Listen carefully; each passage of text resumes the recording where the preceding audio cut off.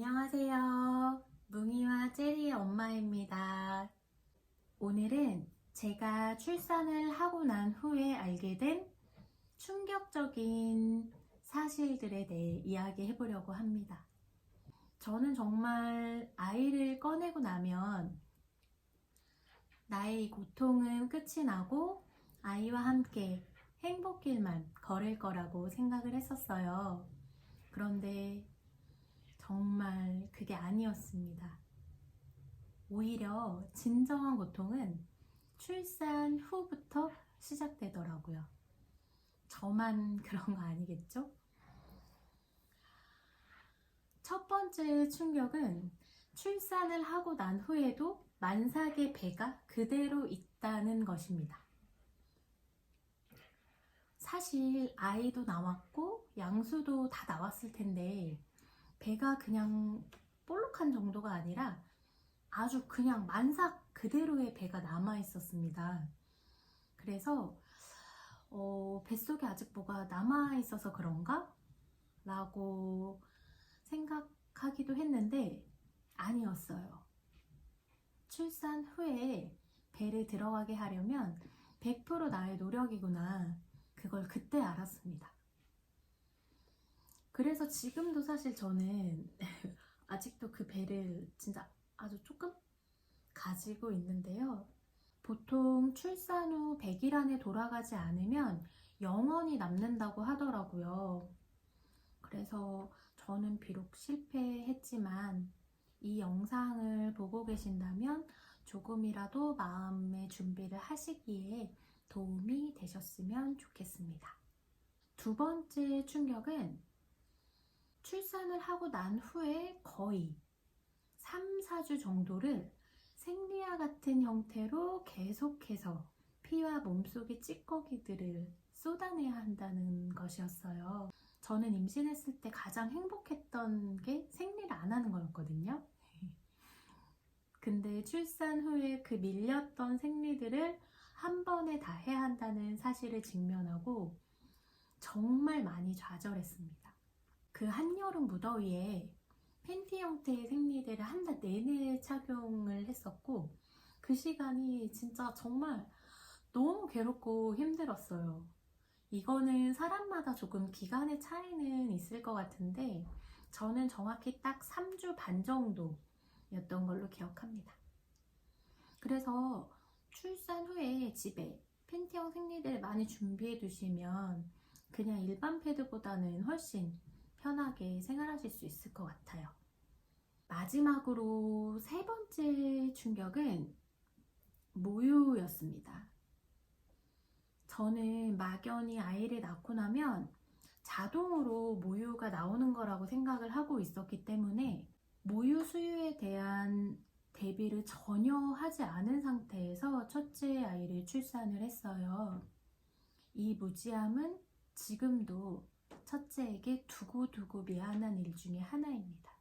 모유가 그냥 막 생겨서 나오는 게 아니라 아이를 낳자마자 계속 물려야 한다고 해요. 특히 출산 이후 1시간 이내로 아이에게 젖을 물리면 좋고 그 뒤로도 계속 아이에게 물려야 한다고 합니다. 근데 저는 첫째를 낳고 병실에 와서 밤새도록 이제 그 진통을 했다 보니까 그냥 바로 잠이 들었어요. 그러면서 이제 수유콜을 받지 못했는데요.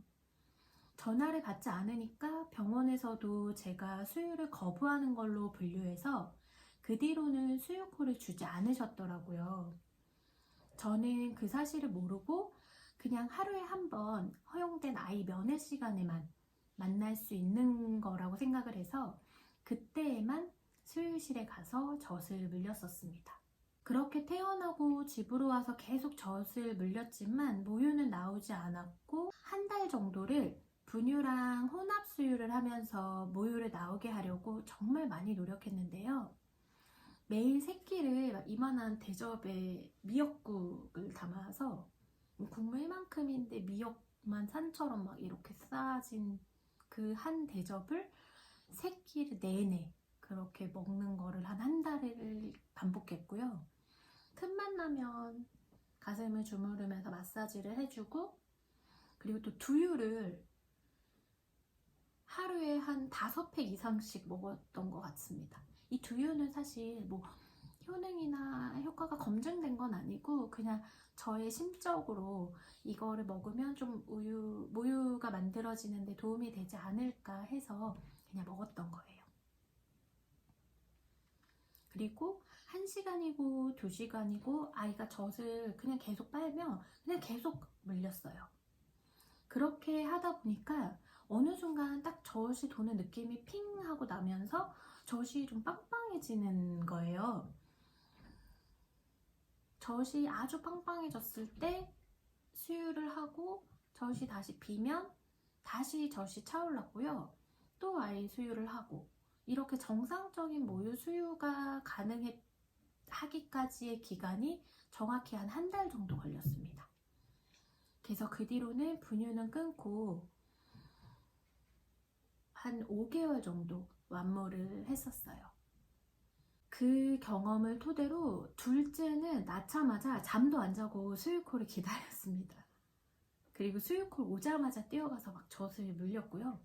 그 뒤로도 무조건 밤이고 낮이고 새벽이고 다 관계없이 수유콜이 오면 무조건 받고 뛰어갔어요. 그렇게 했더니 둘째는 분유 없이 완모를 성공할 수 있었습니다. 이게 첫째와 둘째의 차이인 건지 그거는 사실 저도 잘 모르겠어요. 근데 어쨌든 첫째가 그랬던 경험이 있으니 둘째는 조금 더 알고 아는 만큼 노력이 가능했고 그래서 조금 더 원활하지 않았나 그런 생각이 듭니다.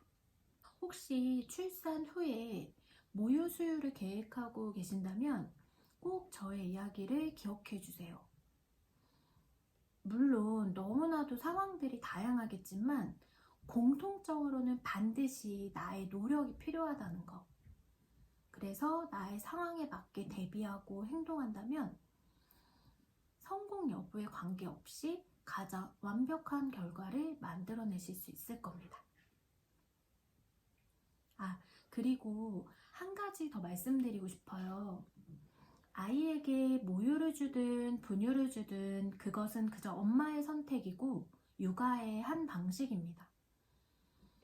모유를 준다고 해서 아이를 더 사랑하고 분유를 준다고 해서 아이를 덜 사랑하는 건 아니잖아요. 모유든 분유든 사실 그건 중요하지 않은 것 같습니다. 그저 아이들을 무조건적인 사랑으로 키워내는 이 세상의 모든 엄마들을 존경합니다. 그리고 그 엄마들에게 위로가 되고 힘이 되어주는 아빠들을 응원해요. 오늘 제가 준비한 이야기는 여기까지입니다. 오늘도 제 이야기를 귀담아 들어주셔서 너무 감사합니다. 행복한 한 주 되세요.